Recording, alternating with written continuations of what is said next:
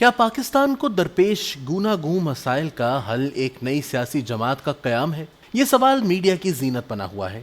تین جانے پہچانے سیاستدان شاہد خاقان عباسی، مفتاح اسماعیل اور مصطفیٰ نواز کھوکھر اس مفروضہ نیا سیاسی جماعت کے مبلغین یا محرکین سمجھے جا رہے ہیں۔ تینوں سے میری بہت گہری دوستانہ قربت نہ سہی لیکن بہت اچھی دعا سلام ہے۔ میں تینوں کے بارے میں نہایت مثبت رائے رکھتا ہوں۔ تینوں اعلیٰ تعلیم یافتہ ہیں، تینوں قومی مسائل کا درد بھی رکھتے ہیں اور مسیحائی کا جذبہ بھی۔ ان کی نیک نیتی پر بھی کوئی سوال نہیں اٹھایا جا سکتا، لیکن کیا وہ پاکستان کے مرض کہن کی ٹھیک تشخیص کر رہے ہیں؟ کیا ان کا اخذ کردہ نتیجہ درست ہے کہ پہلے سے موجود تمام سیاسی جماعتیں کلی طور پر ناکام رہی ہیں؟ کیا پاکستان کے موجودہ زوال و انحطاط کی ذمہ داری صرف سیاستدانوں اور سیاسی جماعتوں پر عائد ہوتی ہے؟ اور کیا پون صدی پر محیط تمام المیے، سکوت ڈھاکہ کا سانحہ، مختلف شعبوں کے شکست و ریخت، اداروں کی ٹوٹ پھوٹ، آسیب کی طرح خیمے گاڑے بے یقینی، جڑیں تک ہلا ڈالنے والا عدم استحکام اور ان عوارض کے بطن سے پھوٹنے والی معاشی غارت گری کی ذمہ داری سیاسی جماعتوں اور سیاستدانوں کے کندھوں پر ہے؟ سب سے اہم سوال یہ کہ اس صورتحال میں انقلابی تبدیلی لانے اور پاکستان کو کمزوری اور لاغری سے نکال کر توانا جوان رانا بنانے کا واحد نسخہ کیا ایک نئی پارٹی کا قیام ہی ہے؟ وہ بھی ایسی جس کے ڈاکٹر، طبیب، وید، سنیاسی اور مسیحا برسوں کسی نہ کسی سیاسی شفا خانے میں عرق کشید کرتے، معجونے اور کشتے بناتے اور پڑیاں لپیٹتے رہے ہوں۔ سکوت ڈھاکہ کے بعد سے اب تک وفاق میں 3 سیاسی جماعتوں کی حکومتیں رہی ہیں۔ پیپلز پارٹی نے مجموعی طور پر 15 برس، مسلم لیگ نون نے 10.25 سال اور تحریک انصاف نے 3.25 برس حکومت کی۔ اس دوران ذوالفقار علی بھٹو، محترمہ بے نظیر بھٹو 2 بار، محمد نواز شریف 3 بار، جزوی طور پر شاہد خاقان عباسی، یوسف رضا گیلانی، راجہ پرویز اشرف اور عمران خان ایک بار وزارت عظمیٰ کے منصب پر فائز رہے۔ ایک چوتھی ہما مقتدر جماعت نے کم و بیش 21 برس کمال جاہ و جلال کے ساتھ حکمرانی کی۔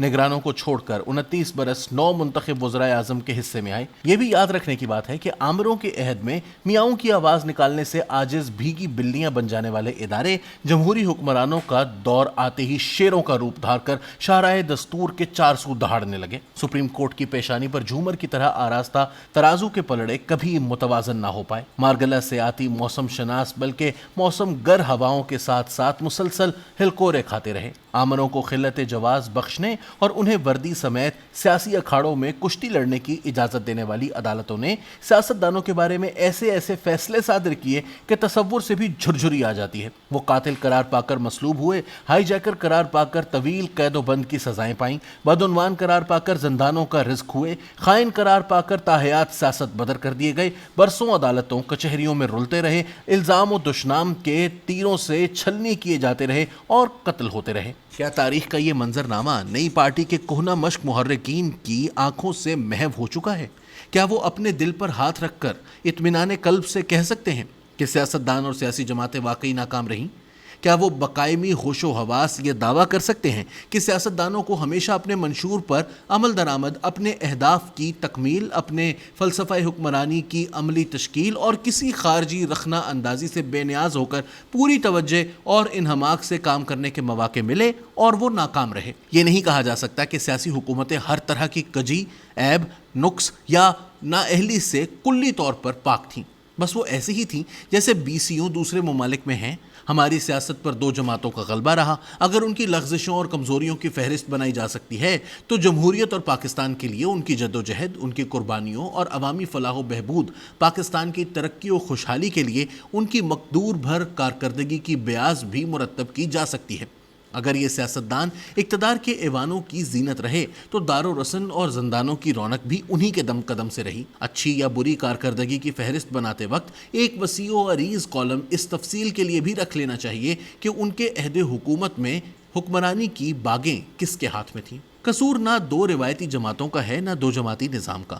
سیاست کے مفکرین 2 جماعتی نظام کو کسی بھی معاشرے کی بلوغت اور جمہوریت کی پختگی کی علامت قرار دیتے ہیں۔ امریکہ میں گزشتہ 250 برس سے 2 جماعتیں ہی حکمراں چلی آ رہی ہیں۔ 70% عوام 2 بڑی جماعتوں ریپبلکن اور ڈیموکریٹس کے ساتھ رجسٹرڈ ہیں۔ کسی کے ساتھ وابستہ نہ ہونے والوں کی تعداد 27.5% ہے۔ صرف 2.5% کے لگ بھگ تیسرے آپشن کے دل دادا ہیں۔ برطانیہ میں کنزرویٹو اور لیبر پارٹیاں 100 سال سے باری باری حکومت کر رہی ہیں۔ गुज़िश्ता 32 इंतखाबात में 19 बार कंजर्वेटिव और 13 मरतबा लेबर्स ने हुकूमत बनाई। कोई नहीं कहता कि ये बारियां ले रहे हैं, कहता भी है तो उसका चिराग नहीं जलता। बरसों से तीसरी सियासी कुव्वत पैरहन बदल बदल कर जतन कर रही है, लेकिन बात बनने में नहीं आ रही। भारत में भी अमलन दो जमाती निज़ाम ही कार फरमा है। भारत के इलेक्शन कमीशन ने सियासी जमातों की दर्जा बंदी का एक अच्छा निज़ाम वज़ा कर रखा है। ये दर्जा बंदी जमातों की इंतखाबी कारकर्दगी की बुनियाद पर की जाती है।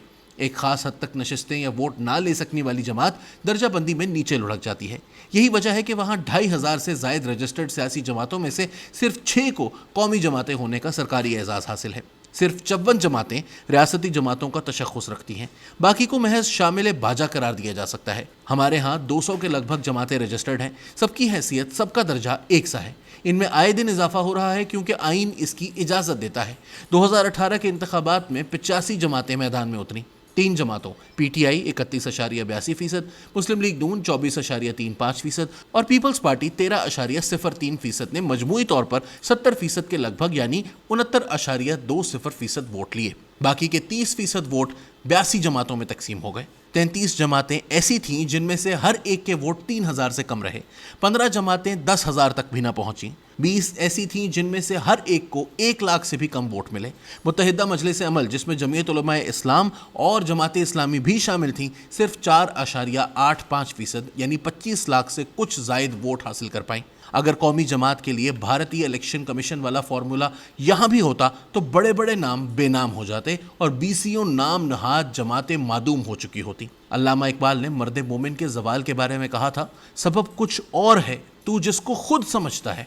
अल्लामा के अल्फाज मुस्तआर लेते हुए एक नई जमात के मुहर्रिकीन से कहा जा सकता है कि मुल्क व कौम को दरपेश मौजूदा मसाइल का सबब वो नहीं जिसे वो जवाज़ बना रहे हैं, ना ही उनकी दाना व बीना क़यादत के परचम तले कोई नई जमात हमारे दामाने पारा पारा की बखियागिरी कर सकती है। सबब क्या है वो खुद अच्छी तरह जानते हैं।